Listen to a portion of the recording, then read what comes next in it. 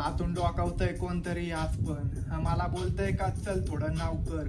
जे पण चालू आहे ते पुन्हा पुन्हा नाही होत. बांध काष्टाचं घर आराम कर. साठून ठेवलंच नाही काही मला माफ कर. आतून ओरडतंय कोणतरी आज पण मला बोलतंय का चल परत घाव कर. मला बोलतंय का चल.